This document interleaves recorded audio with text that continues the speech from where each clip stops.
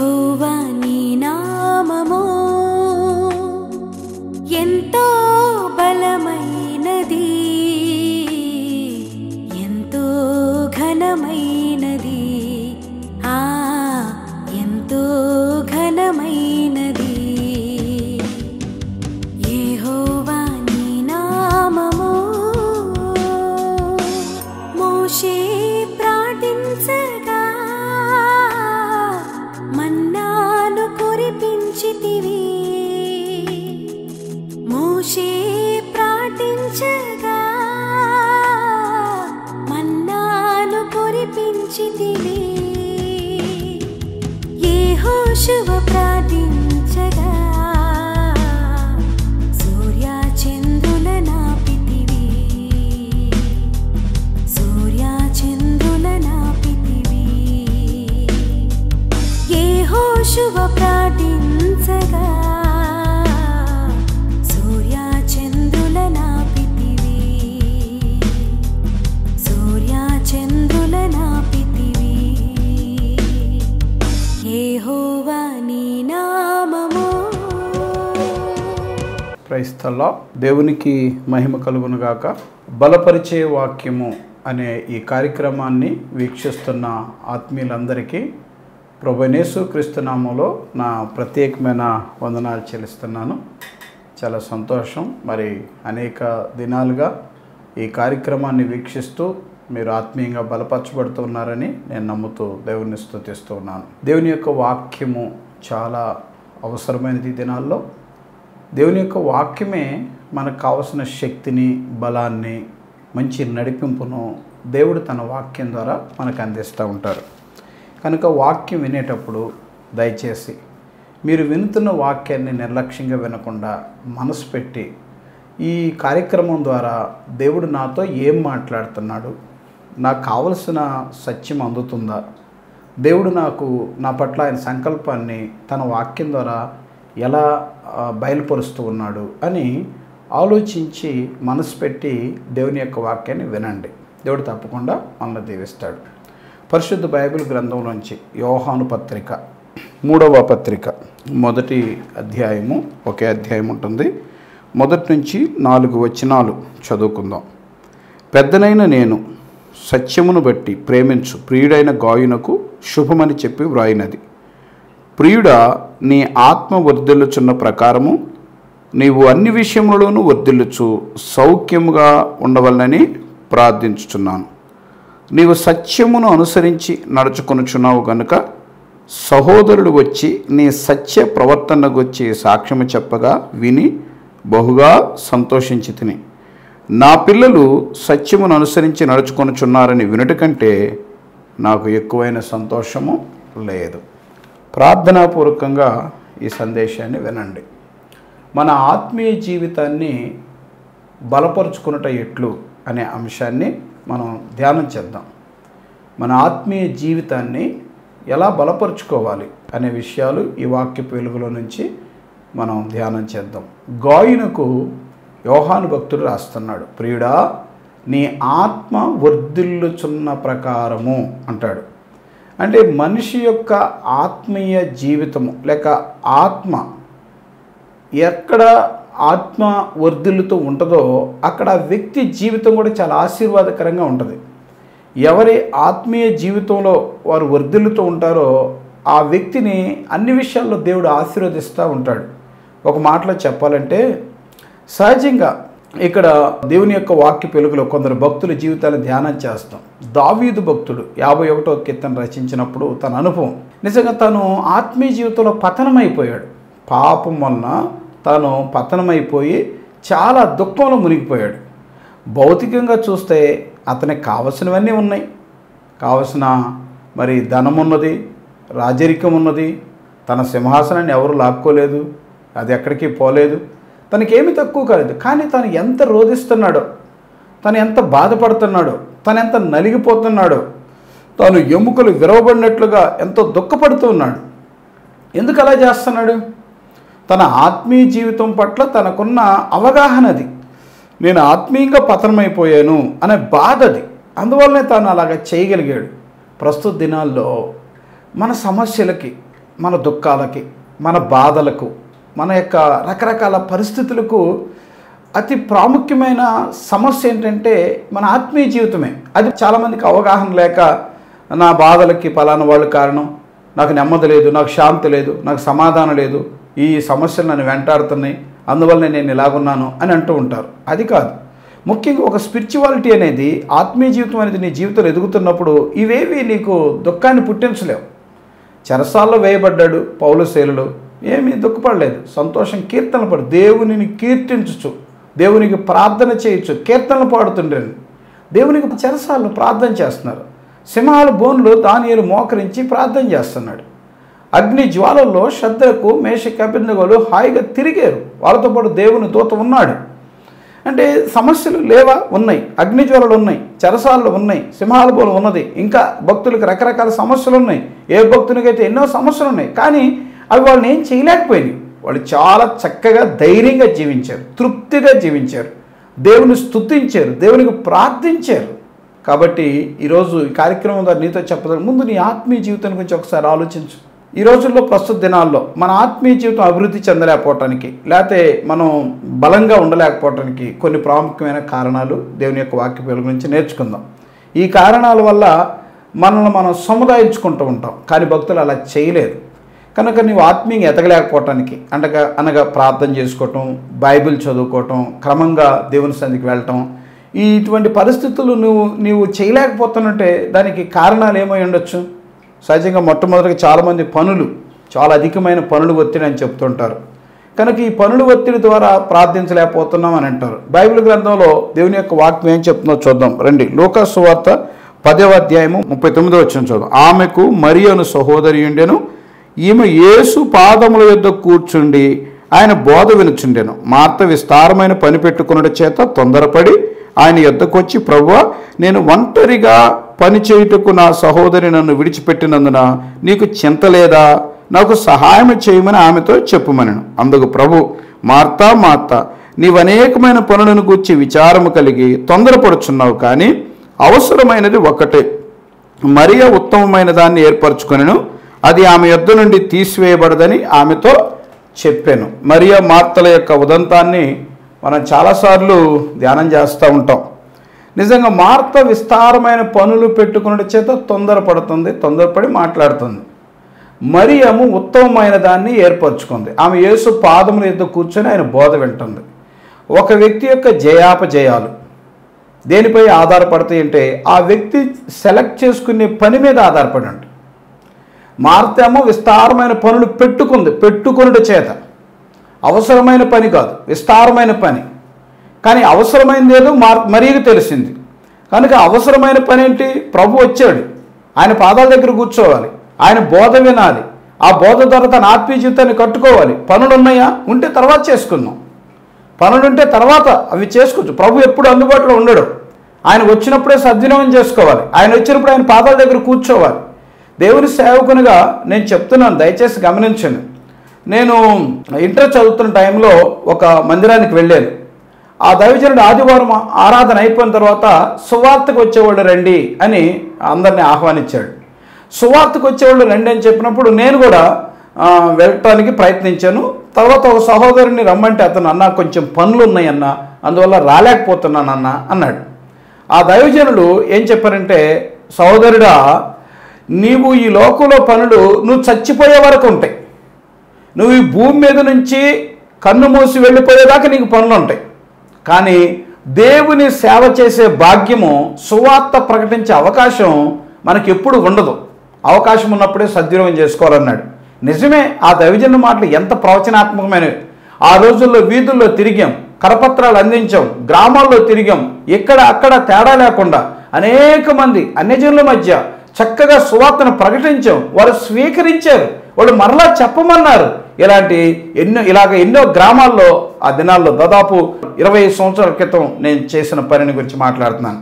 నిజంగా అప్పుడు ఎంత బాగున్నదో సువార్త, ఎక్కడ అక్కడ తేడా లేకుండా ఎంత చక్కగా చేయటానికి దేవుడు కృప చూపించాడు. కానీ ఆ దైవజనం చెప్పినప్పుడు సువార్త ప్రకటించే అవకాశము ఎప్పుడూ రాదు, ఉన్నప్పుడే సద్వినియోగం చేసుకోవాలి. పనులు ఎప్పుడైనా ఉంటాయి. నిజమే కదా? ఈ రోజుల్లో మనకు అవకాశం ఉన్నదా? మనం అన్ని చోట్ల సువార్తకు వెళ్ళగలుగుతున్నామా? అన్ని చోట్ల చెప్పగలుగుతున్నామా? సువార్తకు అవకాశాలు మూసివేయబడుతున్నాయి, మనం చూస్తున్నాం కదా. కనుక దేవుని సేవకునిగా చెప్తున్నాను, ఆత్మ సంబంధమైన పనిని మనం పక్కగా చేసుకోవాలి. పనులు ఉంటాయి, పనులు చేసుకోవాలి, పనులు వద్దని చెప్పటం లేదు. కానీ పనుల ఒత్తిడి నీ భక్తి మీద పడకూడదు. నీ భక్తికి అభ్యంతరమైన స్థాయిలో నీ పనులు ఉండకూడదు, అంత బిజీ అయిపోకూడదు.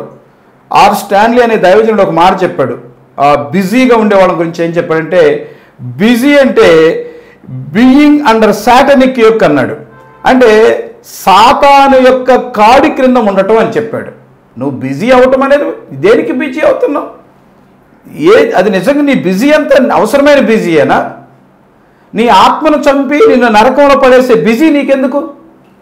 నీ ఆత్మీయ జీవితంలో నీకు కావలసిన శాంతి, సమాధానం, సంతోషం, ఆరోగ్యము, ఆనందము, ఆత్మీయత ఇవ్వలేనంత పనులు మనకు అవసరమా? దేవుడు ఏది అవసరమో. అందుకని ప్రతి ఉదయం నేను ఉదయకాలం చేసే ప్రార్థనలో నా ముఖ్యమైన అంశం ఏంటంటే, ప్రభువా ఈరోజు అవసరమైన ఫోన్లే నాకు రానివ్వు, ఈరోజు అవసరమైన వ్యక్తుల్నే నా దగ్గరకు రానివ్వు, ఈరోజు నీ యొక్క సమయాన్ని దొంగిలించే వ్యక్తులు నా దగ్గరకు రానియద్దు, నాకు తెలియక నేను అలాంటి డిసిషన్స్ తీసుకొనియద్దు అని నేను ప్రార్థన చేసుకుంటూ ఉంటా. నా అరికాలు మొదలుకొని నా నడినెత్తి వరకు నా ప్రాణాత్మ దేహాన్ని స్వాధీనంలో ఉంచుకో, అవి ఎక్కడ వేస్ట్ కాకూడదు అని ప్రార్థన చేసుకుంటూ ఉంటా.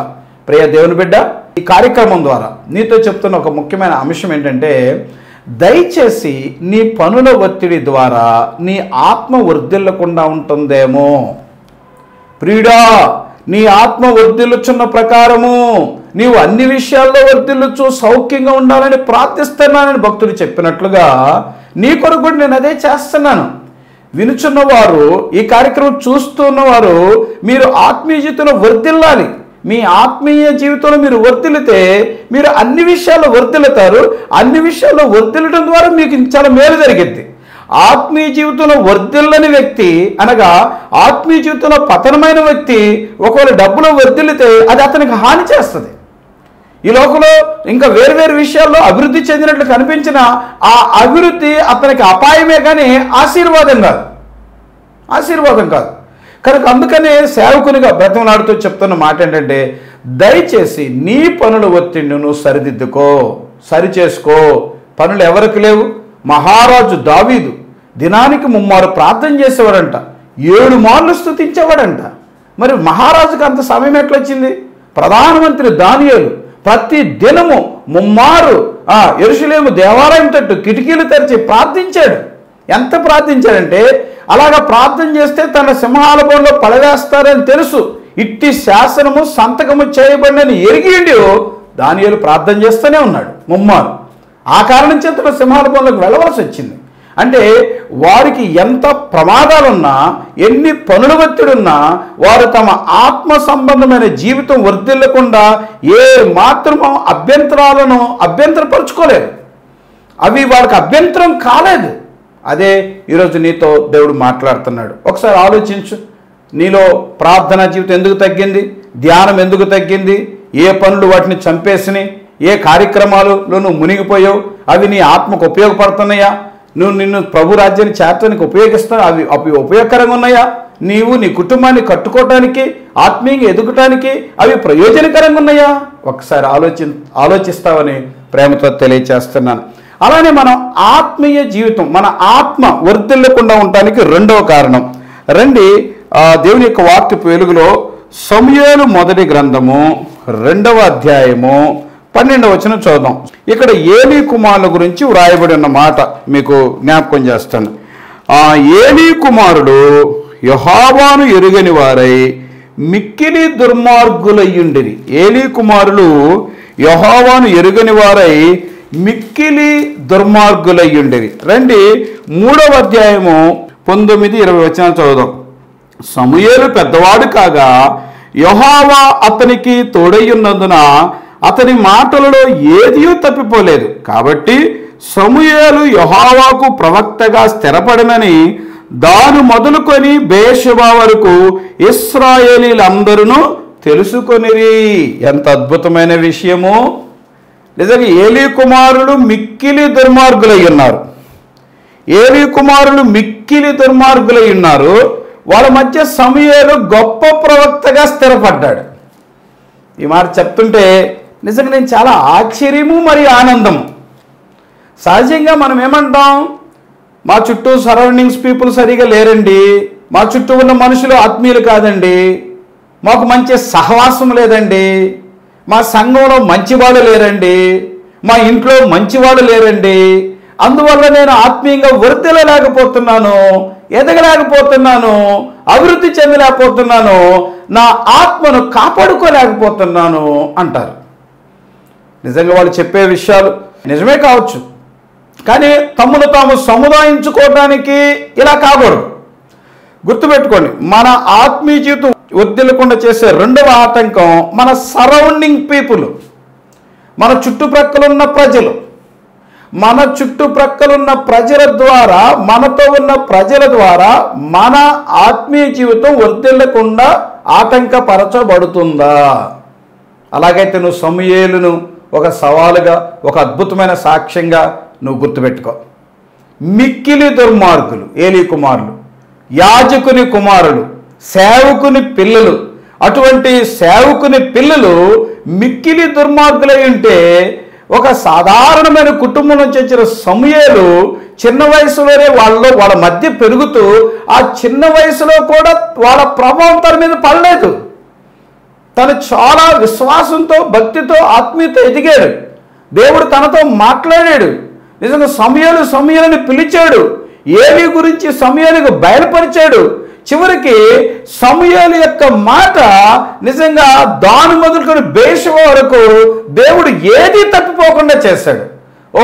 సమూయేలుని ప్రవక్తగా స్థిరపరిచాడు. పాపుల మధ్య ప్రవక్త తయారు చేయబడ్డాడు.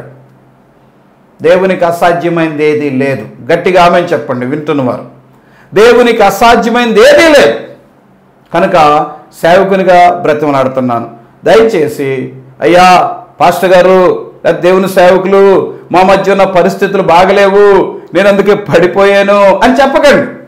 మారు మనసు పొంది బాప్తిసం తీసుకొని మంచి తీర్మానం చేసుకొని సంఘంలో ఎదుగుతూ కొంతకాలం తర్వాత ఒక సహోదరుడు ఆత్మీయంగా పతనమైపోయాడు. నేను చాలా బాధపడ్డాను. నేను అడిగాను, అన్నా ఎందుకు ఇలా చేసావు?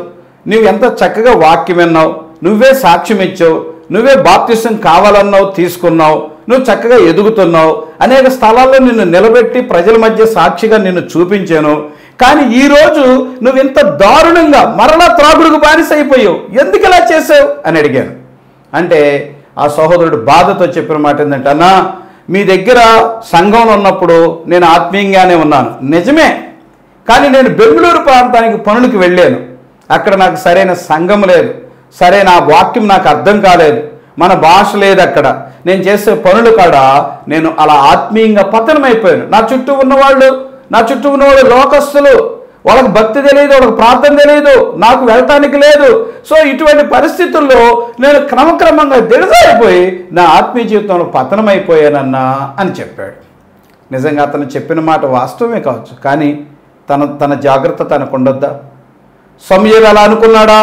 నేను ఏలీ కుమారుల మధ్య ఉన్నాను, ఏలీ దగ్గర ఉన్నాను, అక్కడ ఆత్మీయత లేదు, అక్కడ మంచివాడు లేరు, అక్కడ కనీసం మానవత్వం ఉన్నవాడు లేరు, వాళ్ళు మిక్కిలి దుర్మార్గులైపోయారు, అందువల్ల నేను కూడా దుర్మార్గున్నాయని అన్నాడా? అలాగ ఆలోచించలేదు కదా. యేషోపు అలా చెప్పగలిగాడా?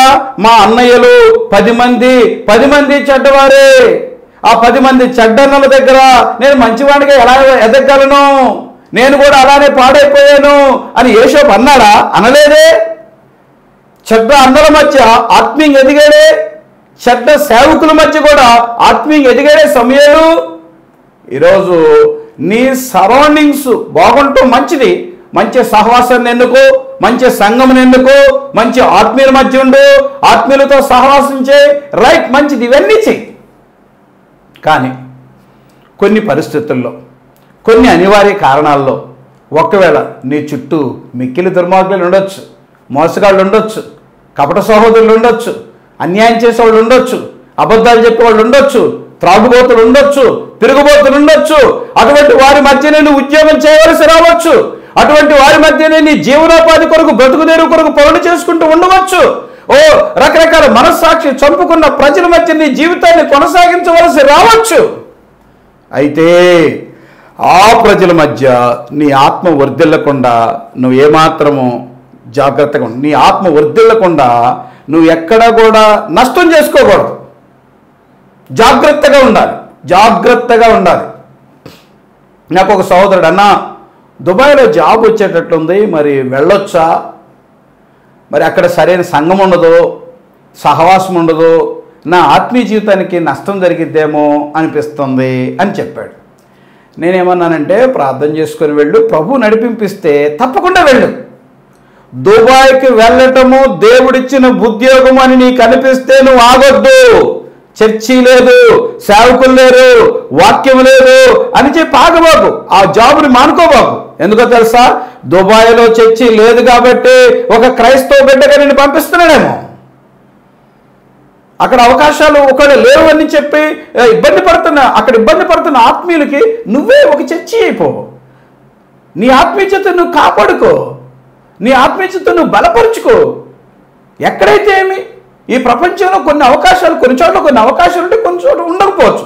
ఎక్కడికో ఎందుకు, మన దగ్గరే, మన మధ్య, మన ప్రాంతాల్లోనే కొన్ని చోట్ల మంచి ఆత్మీయులు ఉండొచ్చు, కొన్ని చోట్ల ఉండకపోవచ్చు. అయితే నీ మట్టుకు నువ్వు ఒక బైబిల్ లాగా, నువ్వు ఒక సంఘంలాగా, నువ్వు ఒక ఆత్మీయులాగా, నీవే ఒక సేవకుల్లాగా, నీ ప్రాంతానికి నీవే ఒక యేసుక్రీస్తు ప్రతినిధిలాగా నిన్ను నీవు కట్టుకోవటం నీ బాధ్యత అయి ఉన్నది. ఆమెను చెప్పండి. కాబట్టి దేవుని సేవకునిగా మీకు బ్రతనాడు చెప్తున్నాను, మిక్కిలి దుర్మార్గులు, మిక్కిలి పాపుల మధ్య ప్రవక్తగా సమూయేలు స్థిరపడ్డట్టు దేవుడు నీ ఆత్మీయతను వర్ధిల్ల చేయునుగాక. దేవుడిని నిన్ను అలా బలపరచునుగాక. నీ మట్టుకు నువ్వు జాగ్రత్తగా వ్యక్తిగతంగా ప్రార్థన చేసుకో, వ్యక్తిగతంగా బైబిల్ చదువుకో. ఇప్పుడు చాలా అవకాశాలు వచ్చినాయి, మీడియా ద్వారా కొంత ఉపయోగించుకోవచ్చు నీ ఆత్మీయ జీవితం అభివృద్ధి చెందడానికి. ఇదిగో మాలాంటి దైవజనులకు ఫోన్లు చేసి, అయ్యా నా పరిస్థితి ఇలాగుంది, ప్రార్థన చేయండి అని నీకు వచ్చిన శోధన గురించి నీవు ప్రార్థన సహాయం అడగొచ్చు. నువ్వు ఎదగాలని ఆ తపన నీలో ఉండాలి, నీ ఆత్మీయ జీవితాన్ని కాపాడుకోవాలనే భారం నీలో ఉండాలి. కానీ నిన్నెవరు ఆపుతారు? నీ అభివృద్ధిని ఎవరు ఆపుతారు? సాతానుడు ఏం చేయగలడు? లోకం ఏం చేయగలదు? దేవుడు నా పక్షం నుండి నన్ను బలపరిచెను అంటున్నాడు పౌలు భక్తుడు. ఆసియాలో నన్ను అందరూ విడిచిపెట్టి వెళ్ళిపోయారు, దేవుడు నా పక్షం నుండి నన్ను బలపరిచాడు. నేను మృగములతో పోరాడాను, సింహము నోటి నుంచి తప్పించబడ్డాను. భక్తులు ఎంత జాగ్రత్తగా తమ ఆత్మీయ జీవితంలో కట్టుకున్నారండి. మన ఆత్మీయ జీవితం వర్ధిల్లకుండా చేసే మరొక మూడవ ప్రాముఖ్యమైన కారణం చెప్తాం. రండి దేవుని యొక్క వాక్యంలో, శరీర సంబంధమైన శోధనలో మన ఆత్మీయ జీవితాన్ని వర్ధిల్లకుండా చేస్తే జాగ్రత్తగా ఉండాలి. ఆదికాండము 39వ అధ్యాయము 9-10 వచనాలు చదువుదాం. నీవు అతని భార్యవైనందున నిన్ను తప్ప మరి దేనిని నాకు అప్పగింపకుండలేదు, కాబట్టి నేనెట్లు ఇంత ఘోరమైన దుష్కార్యము చేసి దేవునికి విరోధముగా పాపము కట్టుకుందునని తన యజమానుని భార్యతో అనెను. దినదినము ఆమె యోసేపుతో మాట్లాడుచుండెను, కానీ అతడు ఆమెతో శయనించుటకైనను ఆమెతో ఉండుటకైనను ఆమె మాట విన్నవాడు కాడు. 12వ వచనం చూద్దాం. అప్పుడు ఆమె అతని వస్త్రం పట్టుకొని తనతో శయనింపమని చెప్పగా అతడు తన వస్త్రమును ఆమె చేతిలో విడిచిపెట్టి తప్పించుకొని బయటకు పారిపోయెను. వినండి, గమనించండి. ఆత్మీయ జీవితంలో వర్ధిల్లటానికి యోసేపు చేసిన ప్రయత్నం ఏంటంటే, తనకొచ్చిన అనుదినం వస్తున్న శోధనను జయించాడు. శరీర సంబంధమైన శోధనలను జయించాలి. ఈ భక్తుడికి ఎంత పోరాటమో, అనుదినము తన యజమానురాలి ద్వారా తన ఆత్మీయ జీవితాన్ని పతనం చేసుకునే పరిస్థితులు వచ్చేసినాయి. అయినా ఆమె మాట విన్నవాడు కాడు. తన వస్త్రమును విడిచిపెట్టి అక్కడి నుండి పారిపోయాను. నిజంగా దేవుని సేవకునిగా బ్రతమలాడుతున్నాను. కీర్తన 1:1 వచనం 2వ వచనం ప్రకారం, దుష్టుల ఆలోచన చొప్పున నడువక, పాపుల మార్గమున నిలువక, అపహాసకులు కూర్చుండు చోట కూర్చుండక. ఆత్మీయ జీవితంలో వర్ధిల్లాలనుకునే బిడ్డలు చేయాల్సిన పనులు ఇవి. కనుక నువ్వు ఎక్కడ కూర్చున్నావు, ఎవరితో మాట్లాడుతున్నావు, పారిపోయే స్థలాల్లో నుంచి పారిపోతున్నావా? పారిపోవాల్సిన పరిస్థితి వచ్చినప్పుడు పారిపోతున్నావా? అక్కడే కూర్చుంటున్నావా? ఇది శరీర సంబంధమైన శోధన. కొందరితో మాట్లాడేటప్పుడు అర్థమవుతుంది, కొన్ని స్థలాల్లో కూర్చున్నప్పుడు అర్థమవుతుంది, కొన్ని ఏరియాస్కి వెళ్ళినప్పుడు అర్థమవుతుంది, కొన్ని ప్రయాణాల్లో అర్థమవుతుంది, కొన్ని ప్రాంతాల్లో అర్థమవుతుంది. ఓ పరిశుద్ధాత్మదేవుడు మన అంతరంగంలో ఉండి మనతో మాట్లాడుతూ ఉంటాడు. ఇది రైట్ ప్లేస్ కాదు. ఎక్కడుంటే నీ ఆత్మీయ జీవితానికి నష్టం వస్తుంది, వీళ్ళ మాటలుంటే నీ ఆత్మీయ జీవితానికి నష్టం వస్తుంది, వీళ్ళ ద్వారా నీ ఆత్మ చల్లారిపోతుంది, జాగ్రత్త సుమా అని పరిశుద్ధాత్మదేవుడు చెప్పినప్పుడు నువ్వు వినాలి. ఆమె చెప్పండి. ఒకటే ఆలోచించండి, ఏ వ్యక్తి ఒక్కసారి పతనం అవడం, ఒకేసారి పెద్ద ప్రమాదానికి దేవుడు నిన్ను అప్పగించడు. నీ తోటి స్నేహితుడు లేకపోతే నీ తోటి స్నేహితురాలు నీ ఆత్మీయ జీవితానికి ఉపయోగపడే మాటలే మాట్లాడుతున్నారా? నీ ప్రార్థనా జీవితం వారితో ఉండటం వల్ల నీ ప్రార్థనా జీవితం పెరుగుతుందా తగ్గుతుందా? వాక్యం పట్ల ఆసక్తి పెరుగుతుందా తగ్గుతుందా? సేవకుల పట్ల ప్రేమ పెరుగుతుందా తగ్గుతుందా? దేవుని మందిరం పట్ల ప్రేమ పెరుగుతుందా తగ్గుతుందా? దేవుని పరిచర్య పట్ల ప్రేమ పెరుగుతుందా తగ్గుతుందా? నువ్వు జస్ట్ నీ ప్రక్కనున్న వాళ్ళు నీ శరీరాన్ని ఎలా ప్రభావితం చేస్తున్నా ఒకసారి ఆలోచించు. అప్పుడు నువ్వు ఆత్మీయంగా ఎదుగుతావు.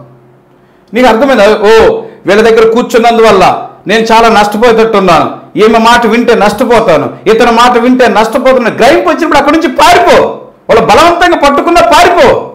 ఆమె మాట విన్నవాడు కాడు యోసేపు, ఆమె మాట విన్నవాడు కాడు. కానీ సంసోను అలా చేయలేదు. ఆమె మాటల చేత శోధించినప్పుడు అతను ప్రాణం విసికి చావగోరి ఆమె మాట విన్నాడు, ఆమె చెప్పింది చేశాడు, చచ్చాడు. ఈరోజు మీతో చెప్తున్నాను, నువ్వు యోసేపువో సంసోనువో నువ్వే నిర్ణయించుకోవాలి. కనుక శరీర సంబంధమైన శోధనల విషయంలో మెలకుగా ఉండాలని నేను ప్రేమతో తెలియచేస్తున్నాను. ఆలోచించు ఆలోచించు ఆలోచించు. 3 ప్రాముఖ్యమైన విషయాలు మీతో చెప్పాను. 4వ మాట చెప్పి ముగిస్తాను. 2వ మాట చాలా క్లుప్తంగా ఈ విషయం చదువు. హెబ్రీయులకు రాసిన పత్రిక 11వ అధ్యాయము 24వ వచనం మోషేను గురించి రాయబడిన మాట. మోషే పెద్దవాడైనప్పుడు విశ్వాసంలో ఐగుప్తు ధనము కంటే క్రీస్తు విషయమైన నింద గొప్ప భాగ్యమని ఎంచుకొని అల్పకాలము పాప భోగం అనుభవించడం కంటే దేవుని ప్రజలతో శ్రమ అనుభవించడం మేలని యోచించి ఫరో కుమార్తె యొక్క కుమారుడిని అనిపించుకున్నట్టు ఒప్పుకొనలేదు. ఎలాగనగా అతడు ప్రతి ఫలముగా కలుగుబో బహుమానమందు దృష్టి ఉంచెను. మన ఆత్మీయ జీవితం వర్ధిల్లకుండా చేసే అతి ప్రాముఖ్యమైన శక్తివంతమైన సాధనం ధనాపేక్ష. నేను ఒక సహోదరుడితో బైక్ మీద వెళుతూ అతనికి ఒక సలహా ఇచ్చాను. ఏమని చెప్పానంటే, తమ్ముడా, కొన్ని రకాలైన పాపాలు కొంతకాలం ఉంటాయి, తర్వాత వెళ్ళిపోతాయి. అవి వాటి ప్రభావం మన శరీరం మీద మన మీద అంత ఉండదు. ఈ శరీర సంబంధమైన పాపం ఎక్కువ కాలం ఉండదు, అది కొంతకాలానికి మనలో నుంచి బయటికి వెళ్ళిపోద్ది. మనం చచ్చే వరకు మనల్ని ఎంటాడే పాపం ధనాపేక్ష. ఓ కొంచెం చిన్న బాల్య దశలో వచ్చిన వ్యక్తి కాడి నుంచి 10 రూపాయలు 5 రూపాయలు దొంగతనం చేసే వయసు వచ్చిన కాడి నుంచి ఇంకా రేపు నుండే చచ్చిపోతాడు అనుకునే వయసు వచ్చే వృద్ధుడు వరకు డబ్బు డబ్బు డబ్బు మనిషిని ఆత్మీయ జీవితాన్ని ప్రభావితం చేస్తుంది. దీనికి ఏ ప్రవక్తలు అతీతులు గారు, ఏ పాపులు అతీతులు గారు. అందుకని జాగ్రత్తగా ఉండాలి. ఆకాశ నక్షత్రాలు లాంటి వాళ్ళు సైతం ఈడ్చి కింద పడేసింది. చాలా జాగ్రత్తగా ఉండాలయ్యా. నువ్వు చేసే పని చాలా గొప్పది, మంచి ఉద్యోగం దేవుడిచ్చాడు. నీ ఉద్యోగంలో నీకు వచ్చిన జీతంతో తృప్తిపడు, అనవసరమైన లంచాలకి ఆశపడబాకు అని కొంచెం సలహా ఇవ్వటం జరిగింది. కనుక ఈ కార్యక్రమాన్ని ముగించే ముందు నీతో చెప్తున్న మాట, ధనాపేక్ష నీ ఆత్మీయ ప్రభావితం చేయకుండా జాగ్రత్తగా ఉండాలని ప్రేమతో తెలియచేస్తున్నాను. కనుక నీ ఆత్మీయ జీవితాన్ని నష్టం చేస్తుంది ఏంటి? పనుల ఒత్తిడా, చెడ్డ వ్యక్తుల యొక్క సహవాసమా? నీ ఆత్మీయ జీవితం వర్ధిల్లకుండా చేసే మరొక ప్రాముఖ్యమైనది నీ శరీర సంబంధమైన కోరికల, ధనాపేక్ష. ఏదో ఆలోచించుకొని సరిదిద్దుకొని నీ ఆత్మను వర్ధిల్ల చేసుకో. ఎందుకంటే శరీరం కేవలం నిష్ప్రయోజనం, ఆత్మయే జీవింపచేయనది. నువ్వు అలా వర్ధిల్లాలని, బలపడాలని సేవకునిగా బ్రతిమలాడుతున్నాను. ఈ యొక్క కార్యక్రమాలు చూడండి. ఏదైనా విషయాలుంటే ఫోన్ ద్వారా మీ ప్రార్థన విషయాలు మాకు తెలియచేయండి. చిన్న ప్రార్థన. ప్రేమ కలిగిన మా తండ్రి, పరిశుద్ధమైన మా దేవా, బలపరిచే వాక్యమని ఈ కార్యక్రమాన్ని వీక్షిస్తున్న ఆత్మీయులందరినీ మీరు దీవించమని నజరేయుడైన యేసయ్య దివ్యమైన ప్రశస్తమైన నామములో వినయముతో స్తుతించి ప్రార్థన చేస్తున్నాము తండ్రి. ఆమేన్.